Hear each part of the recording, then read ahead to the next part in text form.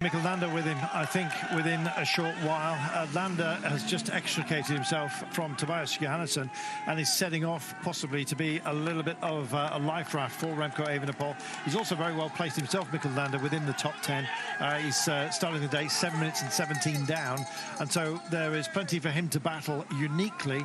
But he's been a great servant as Mikkel Landa for Remco Evenepoel in the high ground, and today he is going to be required. Meanwhile, this pair, they're looking at each other, and it looks like Jonas Vingegaard is asking for a turn here, Sean. Is that a towel?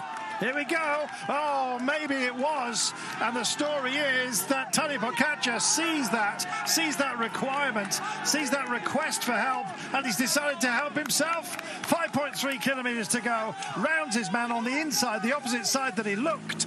And this looks magnificent. Is this finally the pivotal point of this Tour de France, where Tadej Pogačar, as he has done before, as he did in the Giro d'Italia, simply takes control? Yes, well, it was a question of, how long was he going to stay in the wheel of Jonas Vingegaard, setting that pace?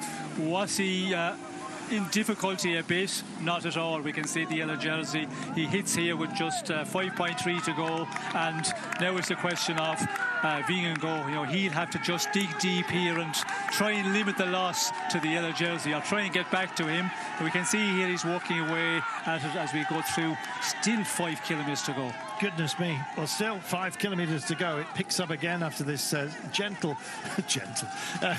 this momentary little easement in the percentages, but they're going to kick back up again. We hit 13% a few moments ago. It's already 60 metres, Sean. 62.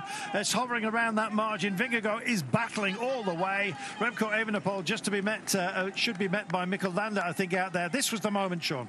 Yes, this is the moment. We can see Vingegaard, he just looks at him, but wasn't able to respond, to that kick from Pogačar. And we know Pogačar, he's very explosive, so we'll have to wait and see for Vingegaard if he gets into the rhythm. 60 metres, you just can see him dangling out there in front of you, but will he be able to hold it at that? Will he be able to close down in this final 4.7 to go? We can see here this man is into a rhythm here, and he's looking good. But Vingegaard also, he is, a big fighter, and we have seen that in the past, the way he can get back into his rhythm. It all depends on, how much energy those guys have left, and it's all about how much you have in the tank here. And we can see here the gap is growing out. 13 seconds at the moment. It's just going in the wrong direction for this man, Jonas Vingegaard. 13 seconds it holds at. How emphatic does Tadej Pogačar want to make the day? Well, he's got a rest day tomorrow. He can afford, metaphorically, to go all in at this moment. Here's Evenepoel, minute and a half down with Mikkel Landa now, I'm afraid, not making inroads to help with the drive, but I think Evenepoel will be reasonably happy with his position in third on the road at the moment. Vingegaard, it's 18 seconds now, 19 seconds. With every pedal stroke, it seems Tadej Pogačar is putting his stamp of authority on this race, Sean. Yes, he certainly is, and we can see it's growing out, quite quickly, 21 seconds, and yeah, it looks like he's going to take a lot more time out of the defending champion, Vingegaard. It will be interesting to see as we go to 4.2 kilometres to go at the finish. It's going to be big advantage to the yellow jersey. How much that will be, it will depend on how Vingegaard can dig deep here and try and limit the losses. It's not race over, but still, second day in a row, the yellow jersey, has just proven that he's the better one on those real difficult climbs, and that is the big morale boost as well. Time-wise, of course, it's the huge thing, but for the morale as well, and for the yellow jersey, Pogačar, this is going to be, a real advantage. And for the man who is defending here, this is going to be a bit of a morale boost again on, another difficult day here in the Pyrenees. Well, rather cruelly, that time gap seems to be bouncing between 18 and 23 at the moment, but I think it is widening still. And here we go, 24 seconds now with 3.7 kilometres to go. A little flat section here, lull you into a false sense of security, and then we'll kick round and we'll head out. We're just beyond the tree line now, Sean. He's into the wild blue yonder. Yes, well, he's into the zone now. It's just all about keep your focus. give it your all here and try and push as much into the man he needs to, who's chasing him on the road here. Gain as much time as possible, because when you're in this situation, that's what you've got to do here. And yeah, we can see here the way the yellow jersey Pogačar, he's just flying up this mountain, and 8%, he is going at a real fast rate, and not surprising, the gap is growing out back to Vingegaard, 26 seconds at the moment. When you look at the day and you look at Visma, tactic-wise, and it's easy to talk in hindsight, but should you have, maybe waited off for a bit later, because the breakaway, going ahead and winning the stage, that doesn't matter. It's all about on the final mountain doing the damage, and use your teammates a bit better. And Jorgensen, and we see Kelderman had to ride a long way. It's far too out from the finish. You could have used him in the beginning of the climb, then have Jorgensen to set the pace, the first number of kilometres, and take Vingegaard to maybe 5 kilometres to go, and then maybe try and do something. But yeah, this was always a big ask. When Vingegaard hit out 10 kilometres to go, I was saying, oh, this is going to be a long ways to do the damage with this man sitting in his wheel. It may well have been not by design, Sean. It was the only thing that they had as an option. And they wanted to make a statement as well, I think, to hit back after the team dominance that we've seen from UE Team Emirates. Visma Lease Bike wanted basically to do the same, I think. Punch and counter-punch, for goodness sake. But it just did not work for them. I think the element that was missing was probably Sepp Kuss, a man who fell ill, I'm afraid, during the Dauphiné. Vingegaard himself said, of course, we miss him, but we've got a great team around me. Well, that team today, Sean, I'm afraid, have just been burnt themselves down in the service of this man, and for our entertainment, it's been glorious. But, as you say, maybe if they'd let the breakaway go, as you say, in hindsight as well, you just never know. If it had worked, we'd be singing this gloriously from the treetops, which we're now leaving behind. Yes, well, if we had a different tactic, a different strategy from Visma Lease Bike here, and just sit back, leave the breakaway, go away, because the men in the breakaway in the GC, there were no danger whatsoever, and keep your men in reserve for the final. And that means, maybe 60, 70 kilometres out. Start using the riders we see much early in the day, like a Benoit, like of Traknik, Van Aert, all of those guys. And then in the final, use the better climbers and try and take their leader further up this final climb, and then see can you do the damage in the final 5 or 6 kilometres. But Vingegaard had to take it up so early. It was always going to be a difficult one against this man. When you look at the way he was riding yesterday, but they had a plan to put in action here today, and they went out and done it, but it hasn't worked out for them, and they're just going to lose more time, as we see 37 seconds to this man. The air fetty goes off. They are indeed, the crowd, hyper animated, and well as they might be. They're seeing a man here in Tadej Pogačar with a 36-second margin for the time being over Jonas Vingegaard. He's put over 2 minutes already into Remco Evenepoel, himself a fantastic rider. And indeed, the rest of everybody else has been put to the sword by Tadej Pogačar. He's in the mood, Sean. Well, he's in the mood, and he has to be in the mood. This is the D-Day, as yesterday was also, the days when you have to be able to produce the performance. The terrain presents itself, and my God, the terrain has, tested everybody here today after a very difficult day yesterday.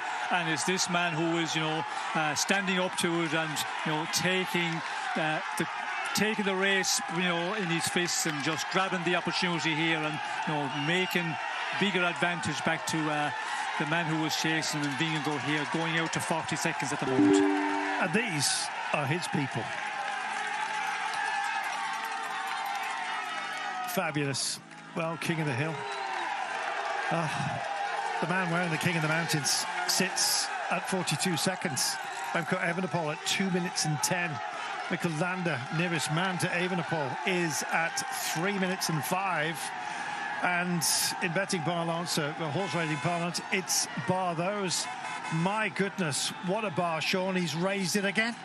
Yes, well, he is proven to be the best man of the two big challengers here, and you can see, he's just pulling out the advantage of this man, and it looks like it's going to be a huge time loss.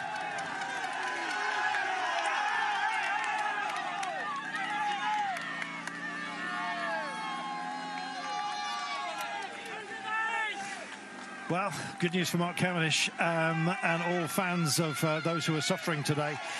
They have just started the climb, so add 16 minutes to the Mark Cavendish deficit. We'll get back to that in a few moments' time. Meanwhile, this man is bringing it all home here. Vingegaard at 45 seconds, 3/4 of a minute down. Sean, that is a wound that's almost too much to bear. Well, it is going to be a big one, considering that Vingegaard started out this morning in the GC at 1:57. It's going to be another minute at least here for the man defending the champion here, and we can see Vingegaard, he is suffering, and he's just going to try and get into the finish here in the final 1,200 metres, 1,100 metres as quickly as possible, but the time loss is going to be a big one here. And looking at the earlier part of the day, we were wondering, Visma bike, the way they were controlling the race, the way they were making it difficult, was the defending champion be able to pull something out of the bag, but it hasn't been the case against this man. He is the dominant man of the day on this real difficult stage here in the Pyrenees. Let me just tell you, Mark Cavendish, Gruppetto at 36 minutes down. If they lose another 16 minutes on the climb, it'll put them at 51 minutes. That is very touch and grow.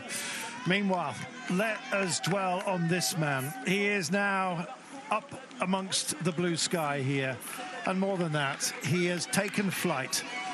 This day, a difficult day. Some say the most difficult of this entire Tour de France. It's self-billed as one of the most difficult in memory. Well, yesterday was an uphill finish, an amazing one to Saint-Lary. Pogačar took that ahead of Jonas Vingegaard. He's going to take this ahead of the very same man.